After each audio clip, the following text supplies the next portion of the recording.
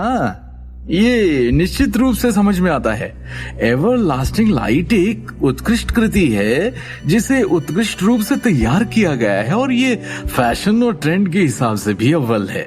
Jewellery designer परिवार में पैदा हुई मिस तान्या नारंग जैसे उच्च डिजाइनर से ऐसी ही उम्मीद थी। कमाल है। एक अन्य महिला अतिथि ने चापलूसी की।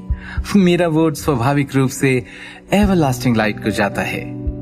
हाँ, मैं भी एवरलास्टिंग लाइट को ही वोट करूंगा। वोटों की आधिकारिक तौर पर गिनती की गई है। हमारे साथ इस वक्त यहाँ 300 मेहमान मौजूद हैं जिनके साथ एवरलास्टिंग लाइट ने भारी 235 वोट प्राप्त किए हैं। तो इसलिए आज की एग्जीबिशन का सबसे लोकप्रिय ज्वेलरी पीस आज का विनर रहा एवरलास्टिंग लाइट। परिणामों की घोषणा करते हुए रोज सरदाना ने अपनी पेशेवर मुस्कान बनाए रखी। ये गलत है, दृष्टि ने कम आवाज में निराशा भरी अभिव्यक्ति के साथ कहा। इतना बेशर्म कैसे हो सकता है कोई?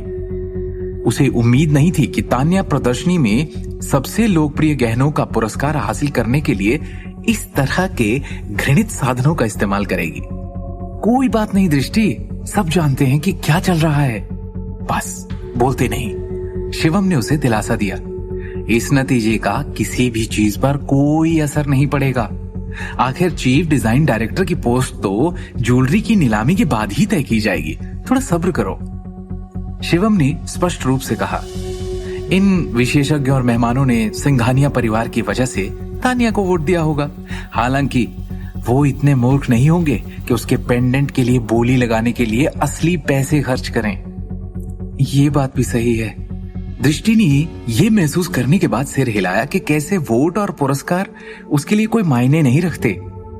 उनकी बातचीत के दौरान तान्या एक बार फिर अहंकार के हाव भाव लिए उन दोनों की ओर तिरस्कार से देखने लगी और अकड़ कर उनके पास चलकर आई। क्या कहा था मैंने? तुम्हारी क्रिएटिविटी खराब है, तुम्हारा किंग ऑफ द वर्ल्ड एक कचरा है। देख लिया, मेरे सारे वोटों को मिलाकर उनका आधा भी नहीं आया तुम्हारे हिस्से में। अब भी शर्म नहीं आ रही है तुम्हें? अब भी हिम्मत है तुम में ये सोचने की कि तुम मेरे साथ कंपटीशन कर सकती हो? सुना ना तुमने, विशेषज्ञों ने तुम्हारे डिजाइन को चीप और साधारण कहा। तान्या ने गर्व और श्रेष्ठता से भरे स्वर में कहा। गरीबी वो बीमारी होती है जो गरीबों को साथ लेकर आती है। तुम गरीब हो, लाख पैंतरे आजमा लो, मुझसे इस जन्म में नहीं जीत सकती। इतनी भी क्या जल्दी है खुशी मनाने की? आखिरकार असली फैसला सारे ज्वेलरी पीसेस की नीलामी के बाद में तय होगा। दृष्टि ने थोड़ा निराशा के साथ कहा। क्या मजाक है। तान्या संतोष के भाव प्रकट करते हुए खुलकर हंसी। मैंने गरीबी पर जो लेक्चर दिया तुम्हारे सर के ऊपर से गया है ना? तुम्हारा पेंडेंट मेरे एवरलास्टिंग लाइट से ज्यादा कीमत पे कोई नहीं खरीदेगा दृष्टि, उसने ठहाका लगाते हुए कहा।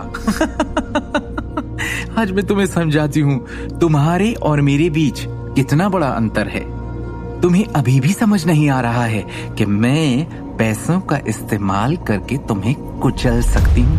नीलामी के दौरान मैं कुछ ऐसा करूंगी कि कोई भी तुम्हारे पेंडेंट के लिए बोली लगाने की हिम्मत ना करे और उसे कम से कम कीमत पर बेच दिया जाए। मैं ये काम आराम से कर सकती हूँ क्योंकि मेरे पास खर्च करने के लिए बहुत पैसा है। जितनी चाहूं उतनी कीमत बढ़ा सकती हूँ मैं मेरे पेंडेंट की। पर तुम क्या करोगी? ऐसा करने के लिए तुम्हारे पास हैं पैसे? बोली की कीमत बढ़ाने की औकात है तुम्हारी? तान्या ने गर्व से हंसते हुए कहा। अब आया समझ में? एक बेवकूफ मेंढक जी ने कुएं की ताल पे अपनी जिंदगी बिता दी, मुझसे लड़ने और कंपटीशन करने के सपने देख रहा है। बहुत जल्दी अपनी पोस्ट भी खोने वाली हो तुम। कंपनी से भी निकाला जाएगा तुम्हें। टाटा बाय बाय दृष्टि नारंग। ये कहने के बाद तान्या पलटी और संतुष्ट भाव के साथ वहां से चली गई। उसकी शेखी बगारने वाले शब्दों को सुनने के बाद दृष्टि सच में डर गई। वो तान्या के शब्दों के पीछे के अर्थ को कैसे नहीं समझ सकती थी। आगे की कहानी जानने के लिए देखिए अगला एपिसोड सिर्फ पॉकेट एफएम के यूट्यूब चैनल पर और शिवम द हिडन वॉरियर के सारे एपिसोड्स को सुनने के लिए डिस्क्रिप्शन में दी लिंक से डाउनलोड करें पॉकेट एफएम ऐप।